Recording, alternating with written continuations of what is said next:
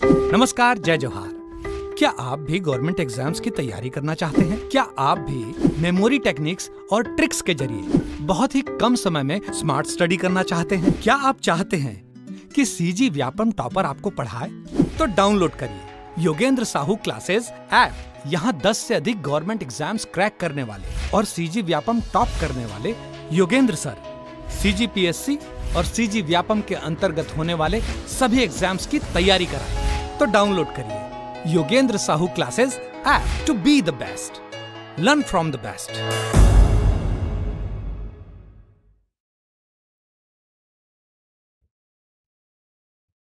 नमस्कार दोस्तों, आप सभी का स्वागत है योगेंद्र साहू ऑनलाइन क्लासेस में। मैं आपका दोस्त, आपका होस्ट, आपका ट्यूटर दीपक इस ऑनलाइन प्लेटफॉर्म में आपका स्वागत करता हूं। ये हमारे ईडीओ की एमसीक्यू की क्लास है। काफ़ी अच्छा रिस्पांस आप लोगों का मिल रहा है, उसके लिए बहुत बहुत धन्यवाद, तहे दिल से आभार। ठीक है, हमारी संस्था के द्वारा ईडीओ एग्ज़ाम के लिए एमसीक्यूज़ की सीरीज चलाई जा रही है, जिसमें मैं ये बोल सकता हूँ हमारे लगभग ऑलमोस्ट 50-55 वीडियो डल चुके होंगे। पंचायती राज के ऑलमोस्ट क्वेश्चन खत्म हो चुके हैं। अब मैं ये बोल सकता हूँ कि 90% 95% पंचायती राज का अपन रिवीजन कर चुके हैं एमसीक्यूज़ के थ्रू। आजीविका ग्रामीण विकास में भी हम 70% तक पहुंच गए हैं, और भी जो हिडन टॉपिक है या जो छूट रहे हैं उसको भी बहुत जल्दी कर लेंगे। अभी अपन ध्यान दे रहे हैं मेन आपका सामाजिक अंकेक्षण में, उससे भी क्वेश्चन आते हैं। बहुत अच्छा टॉपिक है, बहुत जबरदस्त टॉपिक है, उससे क्वेश्चन छूटना नहीं चाहिए। दोस्तों, लास्ट वीडियो हमने 100 क्वेश्चन का प्रैक्टिस सेट किया था। उसमें से 1-2 क्वेश्चन में कुछ डाउट है, कुछ गलतियां हैं, जिनको अपन अभी सुधार लेते हैं। क्या है, अपन भी इंसान है, गलती के पुतले हैं, हो जाता है गलती। सबसे पहले तो क्वेश्चन नंबर 2 में था दोस्तों, है ना, आपको मैंने बताया ये क्या है, अनुच्छेद है पंचायती राज के और उसके विषय से संबंधित करना है। 243 क में क्या है, ग्राम सभा। आपको पता है कि पंचायती राज की बुनियादी इकाई क्या है जी, ग्राम सभा। तो सबसे पहले किसको रखेंगे, 243 क में ग्राम सभा को। 243 ख मतलब बी मतलब बिल्डअप, ग्राम पंचायत का गठन, बनाएंगे ग्राम पंचायत को, बिल्ड करेंगे, पंचायती राज को बिल्ड करेंगे, है ना। तो पंचायतों का गठन कैसे होगा, ठीक है वो। 243 ग मतलब सी मतलब संरचना, स्ट्रक्चर कैसे रहेगा, उसके अंदर क्या होगा, ठीक है, पंचायतों के अंदर किस टाइप की स्ट्रक्चर होंगे, तो सी, है ना। तो सी से संरचना, है ना। अब डी मतलब डोमेस्टिक, रहेगा कौन और किसको आरक्षण दिया जाएगा, रहेगा कौन, किसको आरक्षण दिया जाएगा, डी क्या, सीटों का आरक्षण, ठीक है। अब इसमें हुआ आपका ए का तीसरा, बी का चौथा, सी का दूसरा है, यहां सी का पहला लिखा गया है, ठीक है, ये टाइपिंग एरर हो गया है, तो यहां सी का दूसरा, ठीक है। उसके बाद डी का क्या होगा, पहला, तो यहां डी का क्या लिखना है, पहला, ठीक। फिर से देख लेते हैं, है ना, ए का तीसरा, ठीक है, बी का चौथा, ठीक है, सी का दूसरा, ठीक है, डी का पहला, डी का पहला। तो ये है, अगर आप इसमें सुधारना चाहो तो ये सी ऑप्शन में 2 सुधार के आप कर सकते हो, ठीक, पहला। दूसरा क्वेश्चन नंबर 50, उसमें मैंने एक्सप्लेनेशन सही दिया और आपका आंसर गलत लगा दिया। तो देखो दोस्तों, ऐसे ही गलतियां होती है एग्जाम में, ऐसे ही गलतियां होती है, आते हुए क्वेश्चन भी गलत हो जाते हैं, ठीक है। अब यहां मैंने 50 में आपको पढ़ाया, ठीक। 8वीं अनुसूची किससे संबंधित है, 22 भाषाओं से। 12 अनुसूची संविधान में, 8वीं अनुसूची किससे संबंधित है, 22 भाषाओं से। कहां है जी भाषा, पंचायती राष्ट्रीय भाषा, है ना, 22 भाषाओं से संबंधित। 9वीं अनुसूची, ठीक है, न्यायालय में हस्तक्षेप का वर्जन, ठीक। बहुत से ऐसे कानून है जिसको न्यायालय में नहीं ले जा सकते, लेकिन उन कानूनों को कहां रखा गया है, यहां रखा गया है 9वीं अनुसूची में। 9वीं अनुसूची में कहा गया था हस्तक्षेप का वर्जन, ठीक है। पर 9वीं अनुसूची का कोई भी कानून अगर मौलिक अधिकार को कम करेगा, संविधान को कमजोर करेगा, तो उसमें हस्तक्षेप कर सकते हैं, ठीक। 10वीं अनुसूची मोस्ट इंपोर्टेंट, दल बदल कानून 52वां संविधान संशोधन 1985 कि आप जिस दल से चुनाव लड़े हो उसी दल में रहोगे, भागोगे नहीं इधर उधर। 11वीं अनुसूची पंचायती राज 29 विषय, ठीक है। तो ये अपना था, एक्सप्लेनेशन अपन सही दिए थे। अब इसमें बोल रहा है ए का तीसरा, ठीक है, बी का पहला, डी का दूसरा, सी का दूसरा, डी का चौथा। ऑप्शन क्या होगा? ऑप्शन होगा डी। इसमें क्या होगा? ऑप्शन होगा डी। ठीक है, ऑप्शन डी सही होगा, ये सुधार लीजिएगा। मैंने अनुसूचित क्षेत्र में पंचायती राज में एक अनुच्छेद में गलत बोल दिया था। किसमें? 129 घ में। 129 घ में है ग्राम पंचायत के कृत्य, मैंने ग्राम सभा के कृत्य बोल दिया था, ग्राम पंचायत के कृत्य है। एक बच्चे का क्वेरी था कि जो आपका समिति बनती है ना, बिहान समिति जो मुख्यमंत्री की अध्यक्षता में बनती है, ठीक है, जो 1 जून 2011 को क्या हुई है? रजिस्टर हुई है, उसका नाम बिहान रखा गया है। ठीक है, लेकिन बिहान योजना, जो बिहान योजना है वो हमारे यहां 1 अप्रैल 2013 से प्रारंभ हुई है। ठीक है, ये चीज आप याद रखिएगा।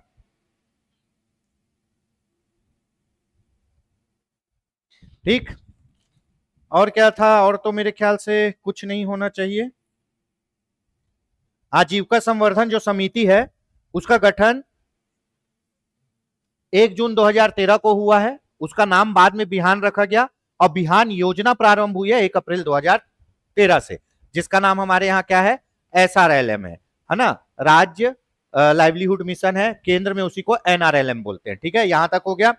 चलिए, हाँ, एक चीज में मैंने गलत बोल दिया था, स्वामी आत्मानंद का नाम तुलेंद्र वर्मा है, मैंने नरेंद्र वर्मा बोल दिया था, उनका नाम तुलेंद्र वर्मा है, थोड़ा सा कंफ्यूजन हो गया था।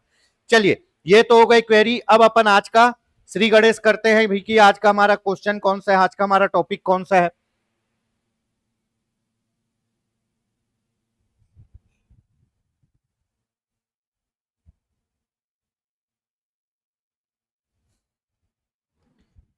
आज का हमारा टॉपिक है 40 क्वेश्चन है दोस्तों, जो कल बीएड में हिंदी में आया था उस पूरे क्वेश्चन को मैंने लेके आया है, क्योंकि कल का पेपर देखने के बाद बहुत से स्टूडेंट को लगता है कि पेपर बहुत कठिन होगा, ऐसा होगा वैसा होगा। तो मैं बता दूं, पेपर का लेवल मॉडरेट रहेगा। ठीक है, कूट वाले क्वेश्चन आएंगे लेकिन पूरे के पूरे नहीं आएंगे, कथन और कारण वाले भी क्वेश्चन आएंगे लेकिन पूरा वही नहीं रहेगा। चूंकि ये एंट्रेंस एग्जाम था इसीलिए इसकी प्रकृति बीएड के अनुसार सेट है ना। इसमें सामान्य ज्ञान में भी बीएड के राष्ट्रीय शिक्षा नीति, एनईपी 2020, इन सबको पूछा गया है। हमारा एडीओ का पेपर इससे थोड़ा अलग होगा, तो घबराने की जरूरत नहीं है। और मैं पहले बोल दे रहा हूं कि कूट वाले क्वेश्चन भी बनाने में कोई कठिन नहीं है, अगर आपको टॉपिक अच्छे से रिवाइज है। ठीक है, अगर आपको याद ही नहीं है तो कूट वाला क्या क्वेश्चन और वन लाइनर क्या, तो भैया टॉपिक को अच्छे से रिवाइज करो, ताकि वो अगर एक एक लाइन में कूट बना के दे भी रहा है तो आपको कंफर्म होना चाहिए कि हाँ ये गलत बोल रहा है और ये वाला सही है। तो कूट वाले क्वेश्चन से बिल्कुल डरना नहीं है, रिवीजन अच्छे से करना चाहिए। इसमें जो हिंदी है, ठीक है, इसमें जो हिंदी है आपका, है ना, यहां पे आपका हिंदी है, ठीक, और एडीओ है। हिंदी तो 10 नंबर का पूछेगा ही, तो हमने हिंदी को भी रखा है, और पूरा 10 क्वेश्चन है ना, जो कल हुए हैं पेपर। ठीक है, तो वो उसको मैंने इसलिए ले आया ताकि आपको ये समझ में आ जाए कि किस टाइप से हिंदी अभी चलेगा। ठीक, चलिए ये चालू करते हैं अपन आज का क्वेश्चन। पहला क्वेश्चन था, ये देखो, कथन कारण वाला। बहुत से क्वेश्चन ऐसे थे लेकिन घबराने की जरूरत नहीं है। कथन कारण परीक्षण कीजिए, बताइए, जब दो सामाजिक पद, अब जब दो समासिक पद, यहां सामाजिक हो गया है, जब दो समासिक पद, दो समासिक पद अपने अवयव से भिन्न वस्तु व्यक्ति का बोध कराते हैं तो बहुब्रीहि समास होता है। बिल्कुल सही, बहुब्रीहि समास। जब दो पद आपस में मिलके किसी तीसरे के बारे में बताने लगते हैं तो क्या कहलाता है? बहुब्रीहि समास। वर्णों का मेल संधि कहलाता है, पदों का मेल समास कहलाता है, यह आपको पता है। तो जब दो पद मिल के किसी तीसरे पद का वो बताते हैं तो वो कहलाता है बहुब्रीहि समास। ठीक है, इसमें दोनों पद प्रधान होते, गलत। बहुब्रीहि समाज में कोई भी पद प्रधान नहीं होता, बहुब्रीहि समाज में कोई भी पद प्रधान नहीं होता, क्योंकि वो कोई तीसरा अर्थ बताता है। ठीक है, जैसे लंबोदर, लंबा है उसका उदर, लंबोदर, लंबा है उसका उदर, शाब्दिक अर्थ जाओगे तो बड़ा पेट वाला हो जाएगा, लेकिन बहुब्रीहि समाज में जाओगे तो ये भगवान गणेश को बता रहे हैं, है ना। जैसे दशानन, 10 है आनंद जिसके, मतलब 10 सिर वाला। शाब्दिक अर्थ में जाओगे तो 10 सिर वाला। बहुब्री समाज में जाओगे तो ये सीधा रावण को, ठीक है। जैसे पीतांबर, पीला वस्त्र धारण करने वाला, अगर बहुब्री समाज में जाओगे तो विष्णु बता देंगे, ठीक है। तो बहुब्री समाज आपस में मिलकर, जैसे जलज, जल में रहने वाला, लेकिन जलज का मतलब होता है कमल, वो कमल को बता देगा, ठीक है। तो जब दो समासिक पद किसी तीसरे भिन्न अर्थ को प्रदर्शित करे तो वो बहुब्री समाज है। और इसके दोनों पद प्रधान नहीं होते। अवयवी भाई का पहला पद प्रधान है ना, उसके बाद तत्पुरुष कर्मधारा है, द्विगु का दूसरा, दोनों पद प्रधान, उत्तर पद प्रधान शायद होता है, देख लीजिए, ठीक है। तो इसमें यह याद रखिएगा कि इसके कोई भी पद प्रधान नहीं होते। चलिए अगला क्वेश्चन देख लेते हैं। इसमें क्या है, इसमें पहला तो सही है लेकिन दूसरा गलत है, ऑप्शन सी है ना, ए एस सही है किंतु रीजन गलत है। चलिए अगला क्वेश्चन, ठीक है। नीचे दी गई सूची में लोकोक्तियों को पहचानिए। क्वेश्चन का पैटर्न देखिए। लोकोक्ति, लोकोक्ति मतलब क्या होता है बताऊं, सीधा सीधा ताना, बिना आजू बाजू कुछ बोले सीधा ताना मार देना लोकोक्ति है। लेकिन जब किसी वाक्य के साथ आप ताना मारोगे तो वो है मुहावरा। मुहावरे को स्वतंत्र प्रयोग नहीं किया जाता, वो वाक्यांश होते हैं, उसको किसी वाक्य के साथ आपको बोलना पड़ेगा। और लोकोक्ति अनुभव पर आधारित होते हैं, उसको आप बिना वाक्य के डायरेक्ट बोल सकते हो। लोकोक्ति स्वतंत्र होते हैं, मुहावरे स्वतंत्र नहीं होते, उनको वाक्य के साथ बोलना पड़ेगा। जैसे है ना, कोई बोला, कोई पढ़ा लिखा आदमी बोला, क्या कोई पढ़ा लिखा आदमी आपको बोला भाई ये क्या लिखा है मैं पढ़ नहीं पा रहा हूं, तो आपको कुछ नहीं बोलना है, सीधा बोलना है काला अक्षर भैंस बराबर। पढ़ा लिखा है लेकिन पढ़ नहीं पा रहा है, ठीक है। उसके बाद कोई आदमी बोला अरे भाई मैं यहां आया था, अच्छा हुआ तू भी मिल गया, तो कुछ मत बोलो, सीधा बोल दो ये हुई ना एक पंथ दो काज, ठीक है। ये सब लोकोक्ति है। लेकिन आ बैल मुझे मार ये मुहावरा है, ठीक है। अधजल गगरी छलकत जा ये भी लोकोक्ति है, एक पंथ दो काज भी लोकोक्ति है, काला अक्षर भैंस बराबर भी लोकोक्ति है। यहां पर आ बैल मुझे मार ये है मुहावरा। मुहावरे क्या होते हैं, मुहावरे वाक्यांश होते हैं, मुहावरों का स्वतंत्र प्रयोग नहीं हो सकता, वाक्यों के साथ प्रयोग करना। और लोकोक्ति अनुभव पर आधारित होती है, इनका स्वतंत्र प्रयोग हो सकता है। तो लोकोक्ति कौन सा है जी, जे के एम है ना, कौन सा, जे के एम, ऑप्शन बी। देखिए अभी जो भी पैटर्न चल रहा है वो एनालिसिस बेस्ड क्वेश्चन पे ही चलेगा, पर घबराने की जरूरत नहीं है, रिवीजन अच्छा रखिए, अब जरूर क्वेश्चन बनेंगे, ठीक है। संज्ञा के प्रकारों को सम्मिलित कीजिए। सर इतना सरल क्वेश्चन बता रहे हो आप, भैया कल पेपर में आया है ये, ऐसे ही क्वेश्चन भी आएंगे। ऐसा नहीं है कि आपका एकदम चीर हरण हो जाएगा, ठीक है। आपको द्रौपदी नहीं बनने देंगे, वहां पे भगवान श्री कृष्ण है, ठीक है, जो आपको बचाएंगे। तो भैया व्यक्तिवाचक संज्ञा होता है, जातिवाचक और भाववाचक, कर्मवाचक संज्ञा नहीं होता। तो संज्ञा कौन सी नहीं है, ए संज्ञा नहीं है, ठीक है, ए संज्ञा नहीं है। संज्ञा के 3 प्रकार है, कई जगह आपको 5 भी मिल जाएंगे लेकिन 3 ही पढ़ना है, ठीक है। तो कर्मवाचक संज्ञा नहीं होती। व्यक्तिवाचक में क्या आ जाएगा, पूरा नाम आ जाएगा, नाम से बुलाएंगे। जातिवाचक में क्या आ जाएगा, समूह आ जाएगा, जैसे नदी पर्वत पहाड़, ये सब जाति है, पूरे पूरे नदी पर्वत को पहाड़ को बता रही है। जैसे बोल दिया हिमालय पर्वत, तो एक हिमालय पर्वत को बता रहा है, व्यक्तिवाचक, ठीक है। भाववाचक में सुख दर्द दुख दर्द ये सब आएंगे, ठीक है। तो कर्मवाचक संज्ञा में नहीं आता, व्यक्तिवाचक संज्ञा, जातिवाचक, भाववाचक। इसमें 2 आपको और मिलेंगे, क्या, द्रव्यवाचक पदार्थ, जैसे दूध दही सोना लोहा, ठीक है। उसके बाद क्या आएगा, समूहवाचक, है ना, समूहवाचक संज्ञा आएगा, 2 और हैं, ठीक। तो इसमें हो जाएगा ए। अगला क्वेश्चन देख लेते हैं फटाक से, ठीक है। स्पर्श व्यंजन के त वर्ग का सही अनुक्रम। सर इतना सरल बता, भैया ये आया है कल, ऐसा नहीं है, सरल क्वेश्चन भी आएंगे। होता क्या है, त थ द ध और ना, ए लो पढ़े हो, जोड़ लो, क ख ग घ अंगा च छ ज ज इया, ठीक है, क ख ग घ अंगा च छ ज ज इया। उसके बाद ट ठ ड ढ ण त थ द ध न प फ ब भ म य र ल व स, ठीक है। अपन पढ़ते हैं तो देखो जो क वर्ग है, क वाला, क कहां से पढ़ेंगे, कंठ से, ठीक है। यहां से चालू करना है, गले से, गले से मुंह से बाहर आना है। क वर्ग कंठ से, कंठ के बाद आएगा आपका च वर्ग। च वर्ग किस में आएगा, च वर्ग आएगा तालू, है ना, तालू, जहां चिपक जाता है समोसे का आलू वही है तालू। ये जो ऊपर है ना जीभ के ऊपर वाला हिस्सा, जहां आप गरम गरम समोसा खाओगे तो आलू चिपक जाता है, वही है तालू। तो वहां से हम लोग क्या बोलते हैं, कौन से वर्ग को बोलते हैं, च वर्ग। ठीक है, च के बाद आएगा ट। ट, ट किसको बोलते हैं, ट ठ ड ढ ण, है ना, ट ठ ड ढ ण। ये कहां से बोलेंगे, मूर्धा से।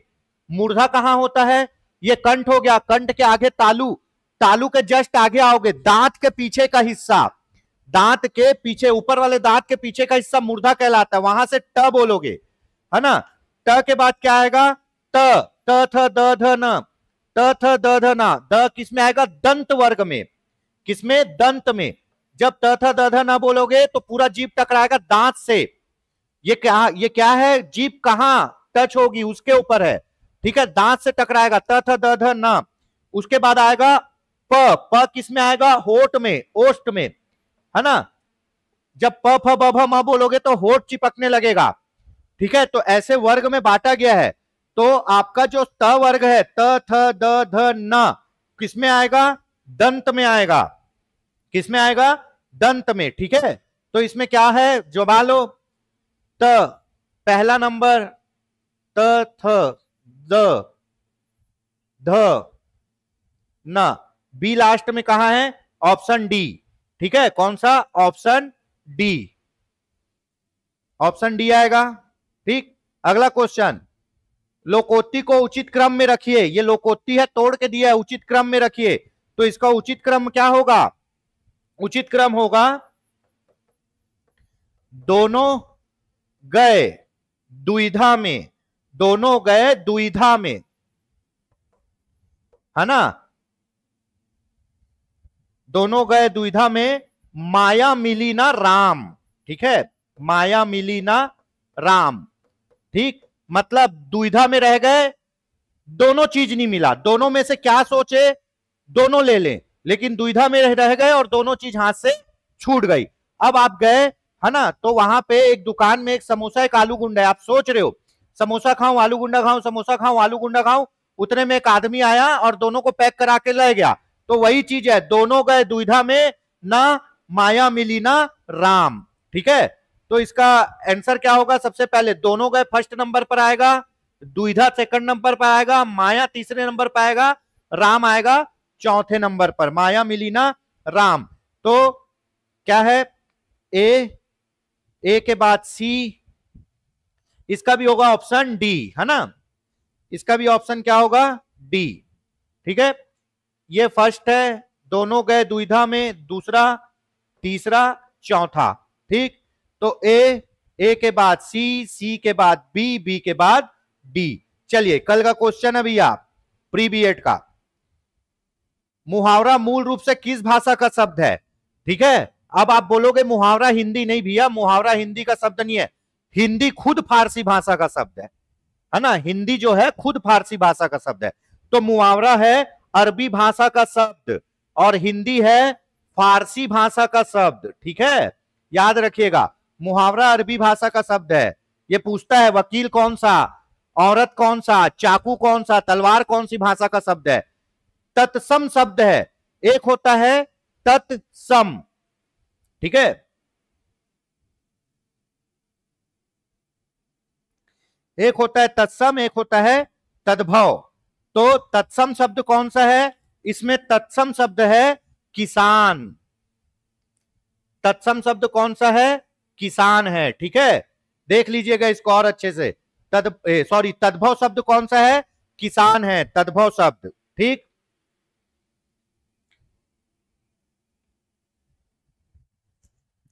तद्भव शब्द पूछा है, तो तद्भव शब्द कौन सा है, किसान।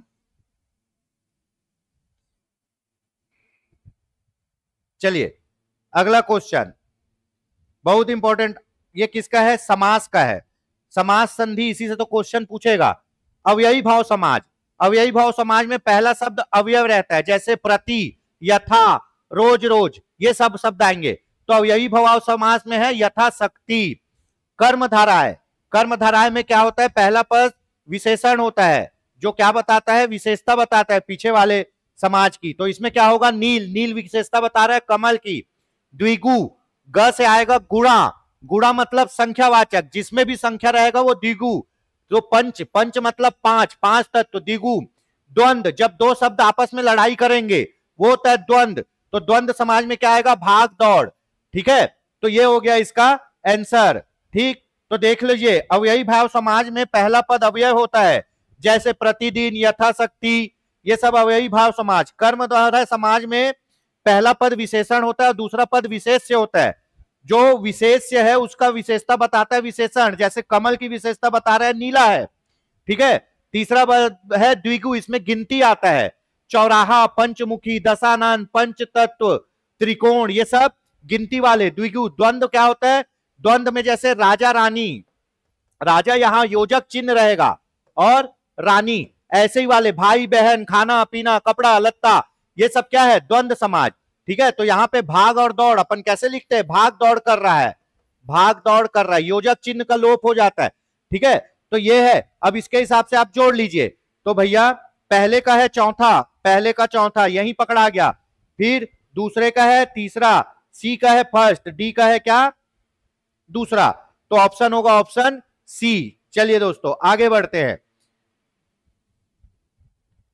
अध्यादेश का अर्थ होता है, अध्यादेश शब्द का अर्थ होता है, अध्यादेश राष्ट्रपति जारी करता है। नॉर्मली इसका अर्थ होता है आदेश जो किसी विशेष समय तक लागू हो, आदेश जो किसी विशेष समय तक लागू। आपको पता है अध्यादेश अधिकतम 6 महीने तक रह सकता है। ठीक है, जैसी सदन की बैठक चालू होगी उसको पास करना जरूरी है। ठीक, चलिए उसके बाद 10वां, नीचे दी गई सूची में ऐश्वर्य के विलोम शब्द को पहचानिए। सबसे पहले ऐश्वर्य मतलब क्या होता है? ऐश्वर्य मतलब होता है आपका प्रतिष्ठित, धन धान्य, धन संपत्ति। ठीक है, वैभव, समृद्धि, मतलब ये एक संपन्नता का सूचक है ना। जैसे बोलते हैं कि भैया उसका ऐश्वर्य तो देखते बनता है। ऐश्वर्य मतलब वो आदमी सक्सेस है, संपन्न है, धन्य धान से, अच्छी इज्जत है, अच्छा उसका मान सम्मान है, तो ये सब ऐश्वर्य है। ठीक है, तो इसका विलोम, विलोम में सबसे पहले आएगा विपन्नता आ जाएगा। विपन्नता मतलब होता है निर्धन। ठीक है, संपन्नता मतलब धन होता है। और क्या होगा? कृपणता, कृपणता मतलब कंजूस टाइप का आदमी। ठीक है, तो ये दोनों इसके विलोम होंगे। अकर्मण्यता मतलब काम नहीं करने वाले आदमी को बोलते हैं अकर्मण्यता। ठीक है, संपन्नता मतलब संपन्न, विपन्नता मतलब गरीबी, कृपणता मतलब ये दुखी टाइप का आदमी होता है। ठीक है, चलिए तो इसमें ऐश्वर्य का विलोम क्या होगा? जे और के। ठीक, क्या होगा? जे और के, पहला ऑप्शन। तो दोस्तों ये पूरे 10 क्वेश्चन थे प्री बीएड के, है ना। हिंदी हमको पढ़ना है इसलिए मैंने ये क्वेश्चन को समाहित किया है। अब अपने क्वेश्चन आ जाएंगे, है ना, ग्रामीण विकास आजीविका से संबंधित। केंद्रीय बकरी अनुसंधान संस्थान कहां है? आपको पता है बकरी, बकरी अनुसंधान संस्थान है मखदूम, मथुरा उत्तर प्रदेश में। अविका नगर, टोंक राजस्थान में क्या है जी? भेड़ अनुसंधान संस्थान है। ठीक है, भेड़। बीकानेर राजस्थान क्या है? एशिया की सबसे बड़ी ऊन मंडी, एशिया की सबसे बड़ी ऊन मंडी है। ठीक है, और इज्जतनगर बरेली में क्या है? मोस्ट इंपॉर्टेंट पक्षी अनुसंधान संस्थान। ठीक है, पक्षी अनुसंधान संस्थान। पशुधन में आपको अनुसंधान संस्थान पता होना चाहिए। तो भैया मखदूम फरा उत्तर प्रदेश में है आपका केंद्रीय बकरी अनुसंधान संस्थान। उसके बाद अविकानगर टोंक राजस्थान में है भेड़ अनुसंधान संस्थान। बीकानेर राजस्थान क्या है? एशिया की सबसे बड़ी ऊन मंडी। इज्जतनगर बरेली में है पक्षी अनुसंधान संस्थान।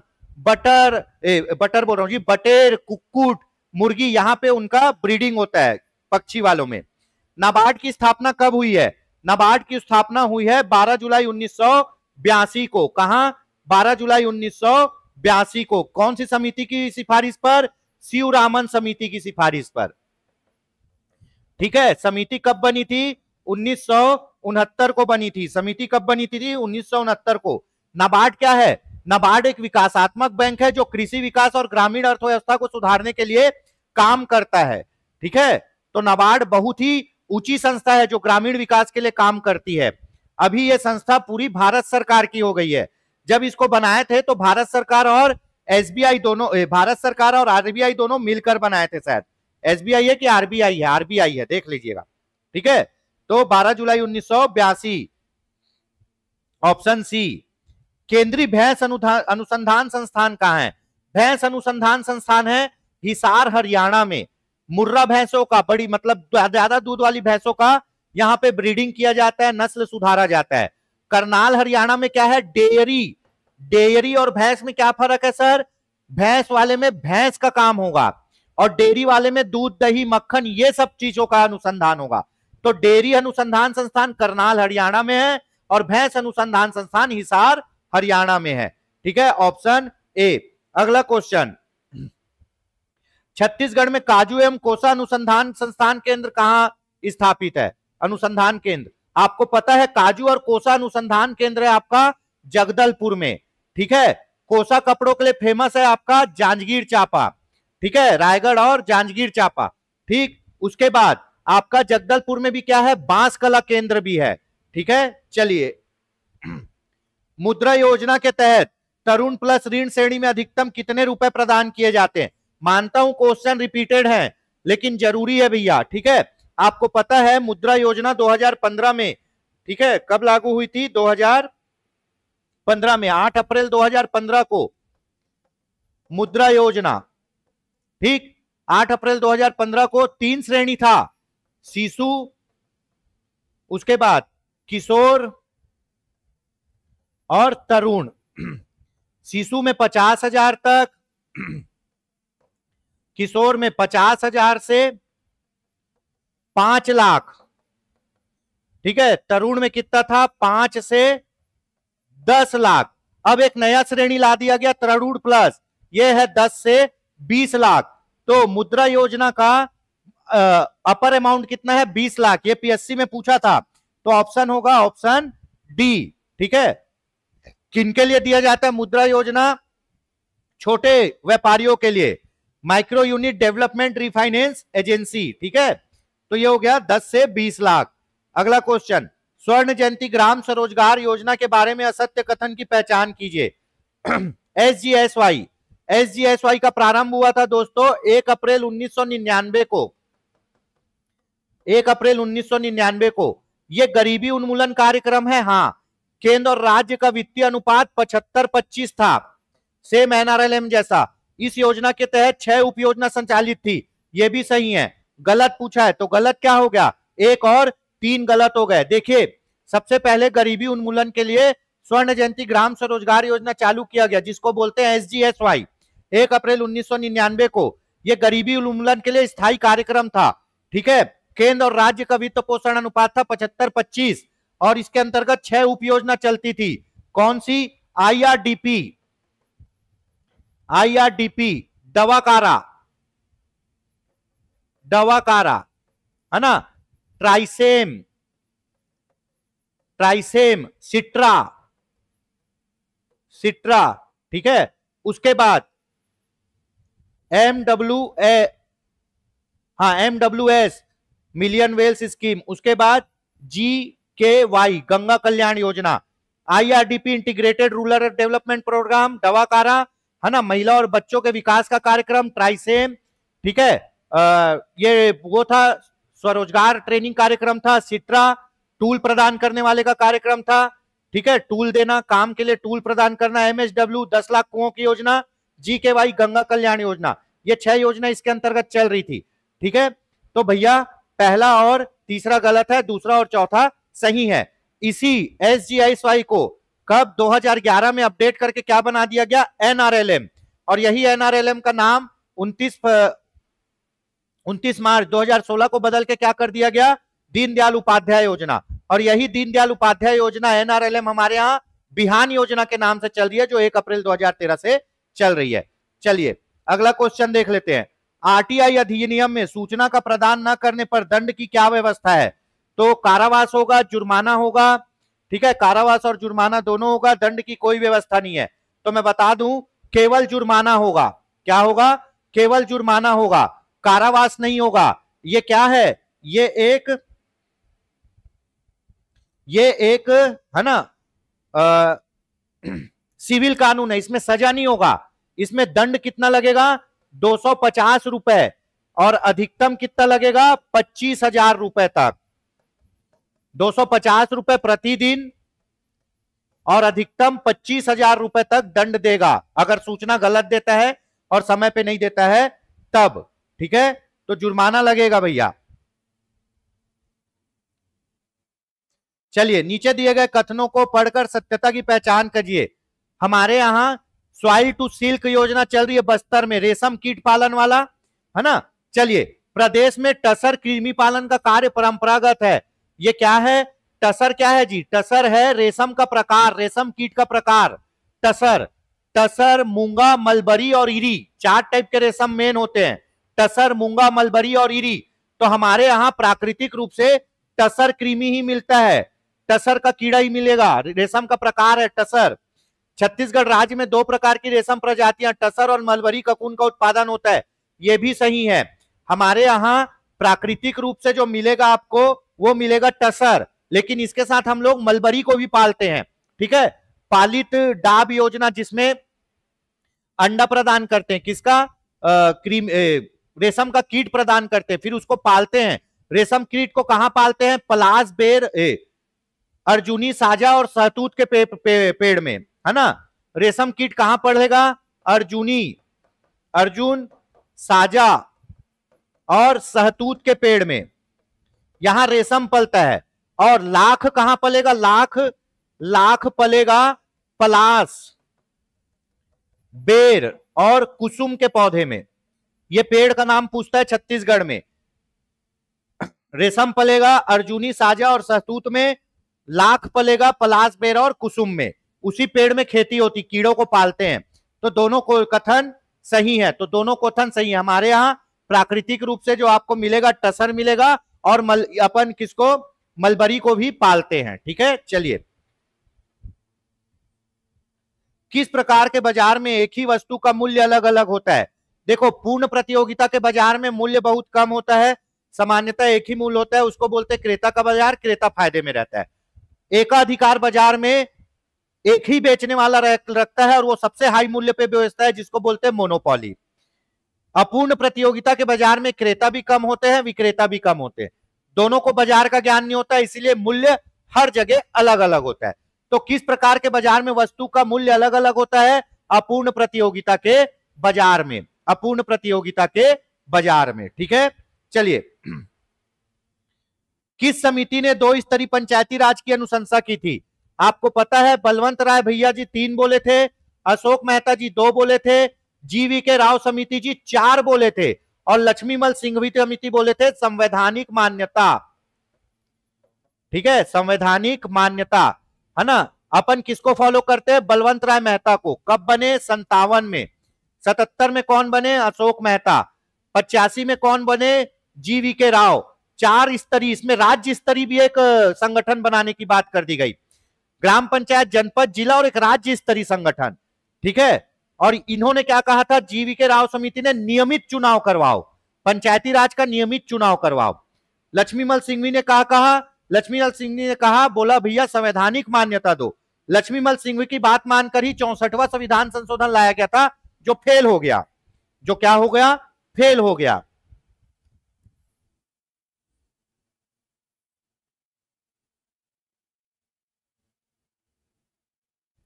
ठीक है, चलिए, तो जीवी के राव समिति, है ना, ये बना है 1957 में, ये 77 में, ये 85 में, ये 86 में, ठीक है। त्रिस्तरीय पंचायती राज, 2 स्तरीय पंचायती राज, 4 स्तरीय पंचायती राज, और इनका क्या था? नियमित चुनाव। मोस्ट इंपॉर्टेंट है, नियमित चुनाव की सिफारिश किसने की थी? लक्ष्मीमल सिंघवी। संवैधानिक मान्यता की सिफारिश की। संवैधानिक मान्यता देने के लिए 64वां संविधान संशोधन लाया गया, जो फेल हो गया, ठीक है, फेल हो गया राजीव गांधी के कार्यकाल में। फिर गाडगिल समिति आई, आखिरी में गाडगिल समिति की सिफारिश पर ही क्या किया गया? 73वां संविधान संशोधन लाया गया, ठीक है, 73वां संविधान संशोधन लाया गया।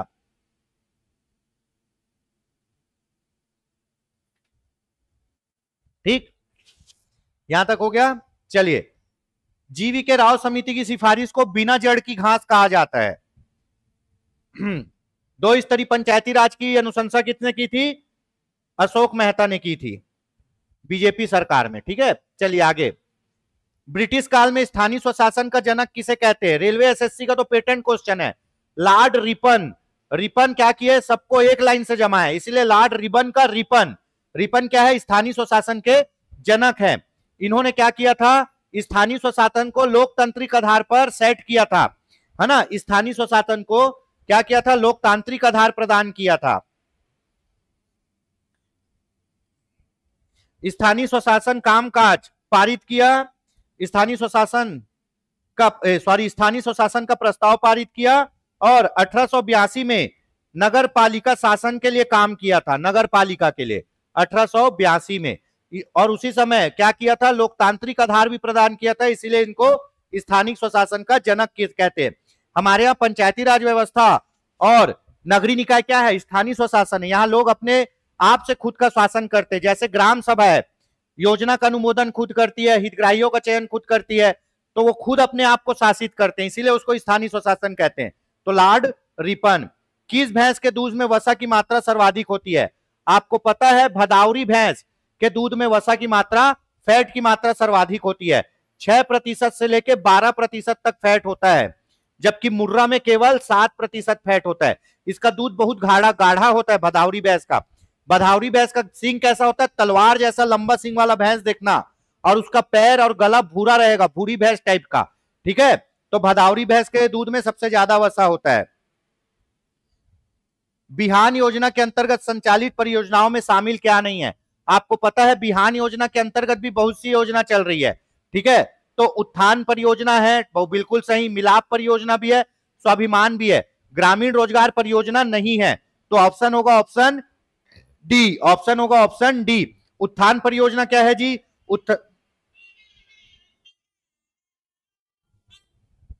हेलो, क्लास लेता हूं, आवत हूं। ठीक है, उत्थान परियोजना, उत्थान परियोजना किससे संबंधित है भैया? आपका उत्थान परियोजना है किससे? पिछड़ी जनजाति को रोजगार के अवसर प्रदान करने से है। किसको? पिछड़ी जनजाति को। मिलाप परियोजना जो कोरोना से वापस आए थे उनको काम देने के लिए है ना? कोरोना काल में काम देने के लिए कहां चला गया था मिलाप परियोजना? 2 जगह, राजनांदगांव और कवर्धा में, 2 जगह चला बस ये। स्वाभिमान परियोजना किससे संबंधित है? स्वाभिमान परियोजना है किससे? महिला और किशोरियों को पोषण प्रदान करने से। महिला प्लस किशोरी बालिका को प्रसव पूर्व पोषण प्रदान करना, प्रसव पूर्व पोषण प्रदान करना। अब क्या होता है, ग्रामीण क्षेत्रों में महिलाएं जो इनकी शादी हो चुकी है, वो जब गर्भवती होती, कमजोर रहती है, एनीमिया की शिकायत रहती, तो इनको क्या करना है?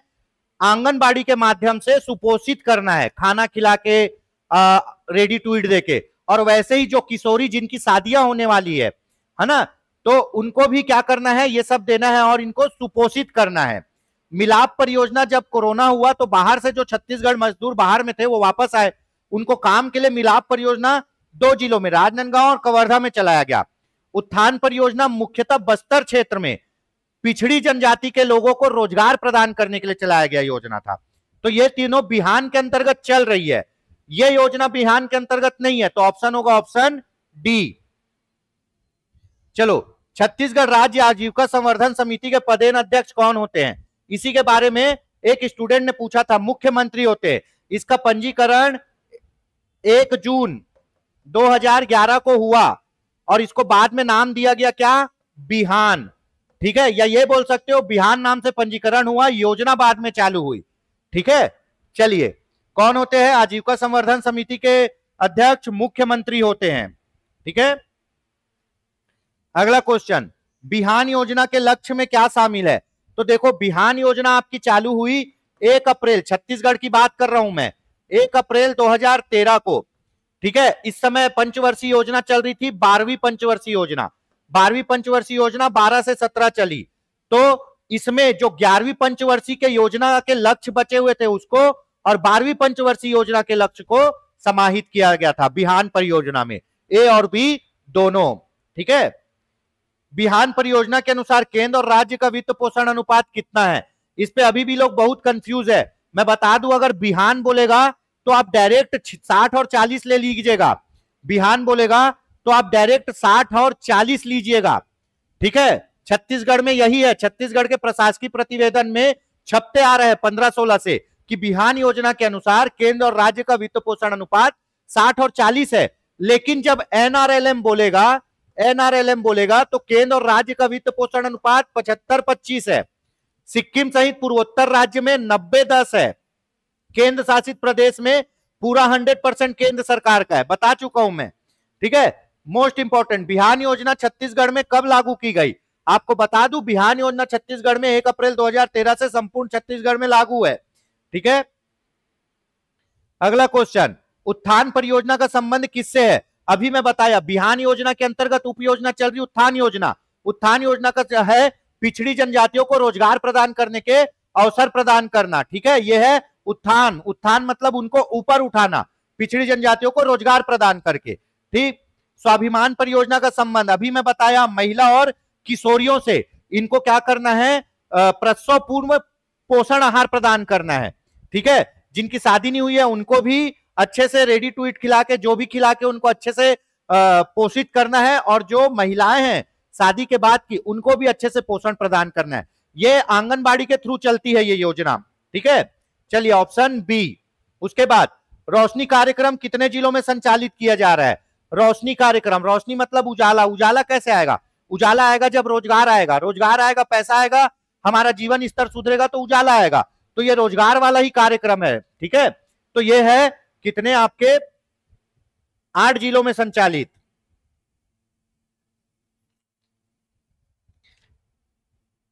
ठीक है, 8 जिलों में संचालित है। कौन सा? आपका रोशनी कार्यक्रम।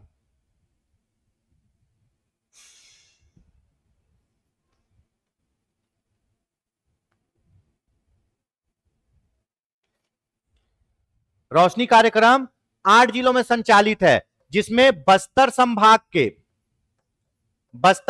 के कितने जिले? 7 जिले और एक बलरामपुर जिला। ठीक है, टोटल कितने हो गए? 8 जिलों में संचालित है रोशनी कार्यक्रम। ठीक,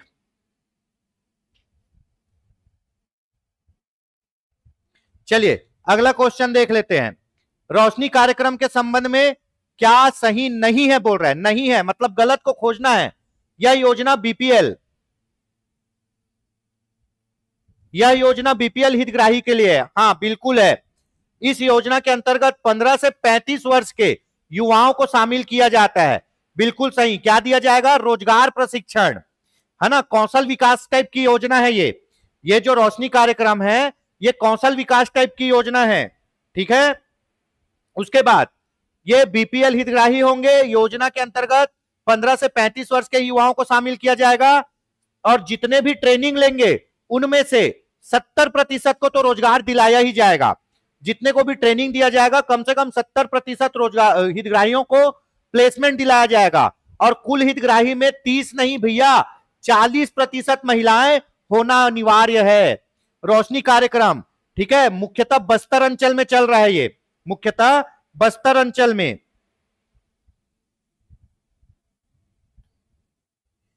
ठीक है, तो इसमें बीपीएल परिवार के युवाओं को लिया जाएगा जिनकी उम्र 15 से 35 साल है। ठीक है,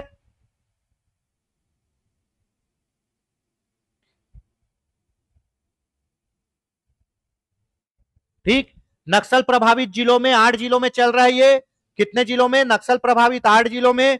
ठीक है, बीपीएल हितग्राही के लिए है। उम्र होनी चाहिए 15 से 35 वर्ष। जितने को भी ट्रेनिंग दिया जाएगा कम से कम 70% को प्लेसमेंट दिया जाएगा। कुल हितग्राही में 40% महिला होनी चाहिए। और याद रखना प्रशिक्षण पूर्णतः आवासीय होगा। प्रशिक्षण पूर्णतः आवासीय होगा, वहां रह के प्रशिक्षण लेना है आपको, भागना नहीं है। प्रशिक्षण पूर्णतः आवासीय होगा। ठीक है, चलिए ये हो गया आपका रोशनी कार्यक्रम 8 जिलों में नक्सल प्रभावित, और ये उसका डेटा है। अब आ गया आपका सामाजिक अंकेक्षण। ठीक है, अपन उसमें धारा 6-7 तक देख लिए थे, अब आगे की धारा देखते हैं। महात्मा गांधी राष्ट्रीय ग्रामीण रोजगार गारंटी योजना छत्तीसगढ़ सामाजिक अंकेक्षण नियम की किस धारा के अंतर्गत सामाजिक अंकेक्षण ग्राम सभा? मोस्ट इंपॉर्टेंट, सामाजिक अंकेक्षण के लिए जो ग्राम सभा होगी कौन से धारा के अंतर्गत होगी? तो भैया बताइए, सामाजिक अंकेक्षण के अंतर्गत ग्राम सभा धारा 9 के अंतर्गत होगी। किसके अंतर्गत होगी? 9 के अंतर्गत होगी। और ये सामाजिक अंकेक्षण ग्राम सभा की अध्यक्षता कौन करेगा? अध्यक्षता करेगा ग्राम सभा का आदमी, कोई भी ग्राम सभा का व्यक्ति जो उसी समय चुना जाएगा। सरपंच और उपसरपंच नहीं करेंगे, सरपंच उप सरपंच अध्यक्षता नहीं करेंगे। गणपूर्ति सेम रहेगी, कुल सदस्य का 1/10 जिसमें 1/3 महिला होगी। ठीक है, अब सामाजिक अंकेक्षण बुलाने के लिए कौन बोलेगा? सामाजिक अंकेक्षण बुलाने के लिए सामाजिक अंकेक्षण दल बोलेगा। सामाजिक अंकेक्षण ग्राम सभा बुलाने के लिए कौन बोलेगा? सामाजिक अंकेक्षण दल बोलेगा। किसको? ग्राम पंचायत को, कि ग्राम पंचायत तुम इस दिन सामाजिक अंकेक्षण ग्राम सभा बुलाओ। और वो ग्राम सभा बुलाएगा सरपंच, और सरपंच बैठक की अध्यक्षता नहीं करेगा, ना उप सरपंच करेगा, कोई भी गांव का आदमी करेगा जो किसका? ग्राम सभा का सदस्य हो। ठीक है, पहला चीज। दूसरा चीज, गणपूर्ति पूरी करने का उत्तरदायी किसका रहेगा? सरपंच और पंच का ही रहेगा। ठीक है, गणपूर्ति पूरी करने की उत्तरदायी सरपंच और पंच की रहेगी। अब इस बैठक में क्या होगा ये आगे देखते हैं। इतना समझ में आ गया? धारा 9 में क्या है? सामाजिक अंकेक्षण ग्राम सभा है। अगला क्वेश्चन, सामाजिक अंकेक्षण ग्राम सभा में स्वतंत्र पर्यवेक्षक की नियुक्ति किसके द्वारा की जाती है? ठीक है, तो याद रखना, सामाजिक अंकेक्षण ग्राम सभा में एक स्वतंत्र पर्यवेक्षक होगा या नोडल अधिकारी होगा। एक स्वतंत्र पर्यवेक्षक होगा या नोडल अधिकारी। वो नोडल अधिकारी क्या करेगा? उस नोडल अधिकारी को सामाजिक अंकेक्षण दल सामाजिक अंकेक्षण की रिपोर्ट देगा। ठीक है, और उस रिपोर्ट को उस ग्राम सभा में पढ़ा जाएगा। ठीक है, तो यहां पे बोल रहा है स्वतंत्र पर्यवेक्षक की नियुक्ति कौन करता है? स्वतंत्र पर्यवेक्षक की नियुक्ति करता है जिला कार्यक्रम समन्वयक, जो कौन होता है? कलेक्टर होता है। जनपद पंचायत में कार्यक्रम अधिकारी होता है जो जनपद सीईओ होता है। जिले में कौन होता है? जिला कार्यक्रम समन्वयक होता है, जिसको डीपीसी बोलते हैं, वो कलेक्टर होता है। कलेक्टर से ऊपर राज्य में एक मनरेगा आयुक्त होता है। ठीक है, अब जो दल सामाजिक अंकेक्षण किया ग्राम सभा में, वो अपनी रिपोर्ट किसको देगा? स्वतंत्र पर्यवेक्षक को देगा। और स्वतंत्र पर्यवेक्षक की नियुक्ति कौन करेगा? जिला कार्यक्रम समन्वयक यानी कलेक्टर करेगा। ठीक है, और यही स्वतंत्र पर्यवेक्षक ग्राम सभा की बैठक का पूरा काम धाम देखेगा। ठीक है, चलिए अगला क्वेश्चन देख लेते हैं। धारा 9 ही चल रहा है। सामाजिक अंकेक्षण ग्राम सभा के संबंध में कौन सा कथन सही है? सही है पूछ रहा है। ग्राम पंचायत सामाजिक अंकेक्षण दल की अपेक्षा के अनुसार ग्राम सभा का आयोजित करेंगे। अभी मैं आपको बताया कि भैया जब सामाजिक अंकेक्षण समाप्त हो जाएगा तो सामाजिक अंकेक्षक दल ग्राम पंचायत को बोलेगा इस दिन सामाजिक अंकेक्षण की ग्राम सभा बुलाओ। सरपंच ग्राम सभा बुलाएगा। गणपूर्ति पूरी करने की उत्तरदायी सरपंच की होगी और वार्ड में पंच की होगी। ग्राम सभा का कोरम वही होगा 1/10 जिसमें 1/3 महिला। अब यह सामाजिक अंकेक्षण दल जो सामाजिक अंकेक्षण पूरा कर चुका है अपनी रिपोर्ट देगा किसको? अपनी रिपोर्ट देगा स्वतंत्र पर्यवेक्षक को। स्वतंत्र पर्यवेक्षक की नियुक्ति कौन करता है? कलेक्टर, जिला कार्यक्रम समन्वयक। अब बैठक तो चालू हो गई। कौन बुलाया बैठक? सामाजिक अंकेक्षण दल के बोलने पे ग्राम सब पंचायत बुलाई है। तो पहला क्वेश्चन तो सही हो गया। दूसरा क्वेश्चन, सामाजिक अंकेक्षण के निष्कर्षों को सामाजिक अंकेक्षण ग्राम सभा में पढ़ के सुनाया जाएगा। जो रिपोर्ट दिए है ना उसको वो ग्राम सभा जो लगी हुई है उस पर पढ़ के सुनाया जाएगा। यहां ये बना है, यहां वो बना है, दुनियादारी पूरा। यदि कोई व्यक्ति सामाजिक अंकेक्षण निष्कर्षों से व्यथित है, परेशान है, आपत्ति है तो स्वतंत्र पर्यवेक्षक उसकी उपस्थिति में उस वस्तु पर पुनः परीक्षण का अवसर प्रदान करेंगे। Most important. अब सामाजिक अंकेक्षण की रिपोर्ट सामाजिक अंकेक्षण दल किसको दे दिया? स्वतंत्र पर्यवेक्षक को। और वहां ग्राम सभा की बैठक चल रही है। रिपोर्ट को पढ़ा जा रहा है कि भैया 5 कमरे का स्कूल भवन बनाया गया है। उसमें से हमारे बुधारू काका बोलते हैं कि 5 कमरे का स्कूल भवन बना ही नहीं है। कहां बना है दिखाओ, तुम झूठ बोल रहे हो। तो तुरंत ये जो सामाजिक अंकेक्षण वाला जो है कौन? आपका स्वतंत्र पर्यवेक्षक जो वहां नियुक्त है, नोडल अधिकारी, स्वतंत्र पर्यवेक्षक तुरंत बुधारू काका को लेके जाएगा वो स्कूल भवन में। स्कूल भवन खुलवाएगा, पूरा नाप जोक करवाएगा और दिखाएगा कि 5 भवन बने हैं, 5 कमरे बने हैं। तब बुधारू काका बोलेंगे हाँ बना है, तो बुधारू काका से सिग्नेचर लेगा आपत्ति के खिलाफ कि अब मेरे को कोई आपत्ति नहीं है और ओके रिपोर्ट जारी करेगा। ठीक है, उसके बाद क्या होगा, जब क्लस्टर लेवल या निकासी बैठक होगी तो दोबारा इस मुद्दे को नहीं उठाया जा सकता कि वहां 5 भवन बना है, 2 भवन बना है। जो मुद्दा ग्राम सभा में उठ गया है और स्वतंत्र पर्यवेक्षक जिसको सॉल्व कर दिया है, वो मुद्दा क्लस्टर लेवल बैठक पे नहीं उठाया जाएगा। यहां तक समझ में आ गया? तो इसमें तीनों सही हैं, ए बी सी तीनों सही है। ठीक है, चलिए यहां तक हो गया, आगे बढ़ते हैं। यदि कोई व्यक्ति सामाजिक लेखा परीक्षा के निष्कर्ष से व्यथित है तो उसे अपनी उपस्थिति के मामले में पुनः जांच करने का अवसर कौन देगा? मैं बोला ना, ग्राम सभा की बैठक चल रही है, अब बुधारू काका को आपत्ति है तो वो किसके समक्ष आवेदन देगा? स्वतंत्र पर्यवेक्षक के समक्ष, जिसको रिपोर्ट मिली है, जो पढ़ के सुना रहा है स्वतंत्र पर्यवेक्षक। ठीक है, और स्वतंत्र पर्यवेक्षक तुरंत उस मैटर का वहीं पे सॉल्यूशन निकालेगा। तो कौन? स्वतंत्र पर्यवेक्षक। इसकी नियुक्ति कौन करता है जी? कलेक्टर करता है, जिला कार्यक्रम समन्वयक। ठीक है, अगला, सामाजिक अंकेक्षण नियम 2015 की किस धारा में क्लस्टर स्तरीय एग्जिट कॉन्फ्रेंस के बारे में निकासी बैठक के बारे में किस धारा में दिया गया है? धारा 10 में दिया गया है। किस धारा में दिया गया है? धारा 10 में। आपको पता है कि एक जनपद पंचायत को 4 से 6 क्लस्टर में बांट सकते हैं। एक जनपद को कितने क्लस्टर में, सामाजिक अंकेक्षण के लिए एक जनपद को कितने क्लस्टर में बांटेंगे? 4 से 6। मान लो एक क्लस्टर ये है, क्लस्टर 1, क्लस्टर 2, क्लस्टर 3, क्लस्टर 4, और यहां पे सब में ग्राम पंचायत है। एक एक क्लस्टर में अलग अलग ग्राम पंचायत है। ठीक है, ये चारों क्लस्टर में अलग अलग ग्राम पंचायत है। अब मान लो कि भाई जब क्लस्टर 1 के किसी एक गांव का सामाजिक अंकेक्षण खत्म होगा तो उस गांव में क्या होगा? ग्राम सभा होगी, जिसके बारे में मैं बता दिया। जब क्लस्टर 1 के पूरे ग्राम पंचायत में जितने भी ग्राम पंचायत है, मान लो क्लस्टर 1 में 8 ग्राम पंचायत है, और जब ये 8 ग्राम पंचायत में सामाजिक अंकेक्षण समाप्त हो जाएगा, ग्राम सभा की बैठक समाप्त हो जाएगी, तो ये क्लस्टर 1 का एक क्या होगा? क्लस्टर लेवल बैठक होगा। क्या होगा?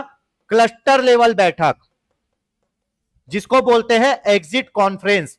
इसके बारे में धारा 10 में कहा गया है। ग्राम सभा वाली बैठक में धारा 9 में बताया गया है। पूरे गांव में, क्लस्टर में सामाजिक अंकेक्षण समाप्त हो गया, ग्राम सभा हो गई, तो सबका एक साथ बैठक होगा क्लस्टर लेवल में। कहां होगा? क्लस्टर लेवल में। जितने भी ग्राम पंचायत है सबका बैठक होगा। तो इसके बारे में कहा गया है धारा 10 में। ठीक है, चलिए, और इसी को बोलते हैं एग्जिट बैठक। अब क्लस्टर स्तरीय निष्कासी बैठक की अध्यक्षता निम्न में से कौन करेगा? आपको पता है ग्राम सभा सामाजिक अंकेक्षण वाले की बैठक गांव का आदमी किया है। अब ये क्लस्टर लेवल बैठक है, मतलब बड़ी बैठक है, तो इसकी अध्यक्षता करेगा मनरेगा का जिला कार्यक्रम समन्वयक। कौन करेगा? मनरेगा का जिला कार्यक्रम समन्वयक, जो बाय डिफॉल्ट कौन होता है? कलेक्टर होते हैं जिले के। अब कलेक्टर साहब के पास इतना टाइम नहीं है कि भैया बैठक करे, तो वो एक आदमी नियुक्त करेगा। जो आदमी कौन होगा? Deputy collector. डिप्टी कलेक्टर से नीचे रैंक के आदमी को अध्यक्ष नहीं बना के भेज सकता। तो डिप्टी कलेक्टर से निम्न पद श्रेणी का अधिकारी क्लस्टर लेवल निकासी बैठक की अध्यक्षता या तो कलेक्टर करेगा, कलेक्टर नहीं जाएगा तो अपने किसी डिप्टी कलेक्टर रैंक के अधिकारी या उससे ऊपर रैंक के अधिकारी को भेजेगा। ठीक है, तो भैया ये दोनों करते हैं, ए या बी में से कोई एक। ठीक है, अब जो बैठक की रिपोर्ट है, निकासी बैठक की रिपोर्ट है, अगर डिप्टी कलेक्टर अध्यक्षता कर रहा है तो वो रिपोर्ट को किसको देगा? कलेक्टर को। और कलेक्टर अध्यक्षता कर रहा है तो रिपोर्ट को किसको देगा? मनरेगा आयुक्त को देगा। ठीक है, चलिए ऑप्शन सी है ना। अगला क्वेश्चन देख लेते हैं। क्लस्टर स्तरीय निकासी बैठक में भाग लेने के लिए किनको बुलाया जाएगा? तो भैया जब क्लस्टर स्तरीय बैठक होगी, मतलब पूरे ग्राम पंचायतों की, तो सबसे पहले मजदूरों के प्रतिनिधियों को बुलाया जाएगा, उसके बाद जनप्रतिनिधियों को बुलाया जाएगा। जनप्रतिनिधि कौन? सरपंच, उप सरपंच, पंच लोग को। उसके बाद मनरेगा से संबंधित अधिकारियों को बुलाया जाएगा। उसके बाद जो स्वतंत्र पर्यवेक्षक है जो गांव में ग्राम सभा की रिपोर्ट पढ़ रहे थे, स्वतंत्र पर्यवेक्षक जो आपत्ति होने पे पुनः नाप जोख करवाए थे, वो स्वतंत्र पर्यवेक्षक को बुलाया जाएगा। उसके बाद मीडिया के लोगों को भी बुलाया जाएगा कि देखो भाई यहां पे काम हो रहा है। ठीक है, मजदूर और उनके प्रतिनिधि आएंगे, जनप्रतिनिधि आएंगे, जो पंचायत के जनप्रतिनिधि है, मनरेगा से संबंधित पूरे पदाधिकारी आएंगे, स्वतंत्र पर्यवेक्षक जो ग्राम सभा की रिपोर्ट पढ़ा था वो आएगा, और मीडिया के प्रतिनिधि आएंगे। तो ये पांचों मिलकर क्या करेंगे, वहां पे क्लस्टर लेवल निकासी बैठक का संपादन करेंगे। ठीक है, और जो धारा 9 के अनुसार सामाजिक अंकेक्षण की ग्राम सभा होनी है, उसकी सूचना सरपंच जारी करेगा 7 दिन पहले। ठीक है, तो दोस्तों ये हमारा एडीओ का आपका सामाजिक अंकेक्षण, आजीविका और पशुधन से संबंधित कुछ क्वेश्चन और 10 क्वेश्चन बीएड के जो कल हुए उनके थे। तो दोस्तों ये सीरीज कैसी लगी जरूर कमेंट करके बताइएगा। क्वेश्चन कैसा लगा, एक्सप्लेनेशन कैसा लगा जरूर बताइएगा। मैं जानकारी देना चाहूंगा, हमारी संस्था के द्वारा एडीओ, एडीआई, आबकारी आरक्षक, उसके बाद आपका प्रयोगशाला परिचारक और शिक्षक भर्ती और टेट भर्ती की भी क्लास आयोजित की जा रही है। अगर आप क्लास के संबंध में जानकारी चाहते हैं तो संस्था के मोबाइल नंबर पर संपर्क कर सकते हैं, या फिर प्ले स्टोर से योगेन साहू ऑनलाइन क्लासेस ऐप भी डाउनलोड कर सकते हैं। ठीक है, आपकी जो भी क्वेरी होगी आप कमेंट में पूछ सकते हैं, पॉसिबल जहां तक होगा मेरे द्वारा रिप्लाई किया जाएगा, या फिर नेक्स्ट वीडियो पे उस क्वेरी को डिस्कस कर देंगे जैसे अपन करते हैं। ठीक है दोस्तों, घबराने की जरूरत नहीं है। अगर आपका रिवीजन पक्का है तो चाहे कूट वाला क्वेश्चन हो या कोई भी क्वेश्चन हो वो बनेगा, जो नहीं पढ़ेगा उससे ऑनलाइन क्वेश्चन भी नहीं बनेगा। डरना नहीं है, कॉन्फिडेंट रखना है। ठीक है, 3C का पालन करना है। 3C, 1C, 2C, 3C। सबसे पहले क्या है, कॉन्फिडेंस, खुद में कॉन्फिडेंस रखो कि मेरे से होगा। दूसरा क्लियरिटी, क्या करना है, अपने एम को पाने के लिए क्या करना है ये क्लियर रखो। तीसरा कंटिन्यूटी, ये दोनों को कंटिन्यू फॉलो करो। ठीक है, कॉन्फिडेंस ये कि मेरा एडीओ में होगा, मैं पढ़ रहा हूं। क्लियरिटी ये कि मेरे को पढ़ना कैसे है, अच्छे से रिवीजन करना है, एक एक डेटा पढ़ना है, चाहे कूट वाला क्वेश्चन है, नॉर्मल क्वेश्चन है, मैं बनूंगा। और इसी चीज को कंटिन्यू मैनेज करना है। ठीक है दोस्तों, तो आज की क्लास यहीं तक है। ऐसे ही अपना प्यार बनाए रखिए, वीडियो को लाइक करिए, चैनल को सब्सक्राइब करिए। मिलते हैं नए क्लास में। जय हिंद, जय भारत, जय छत्तीसगढ़।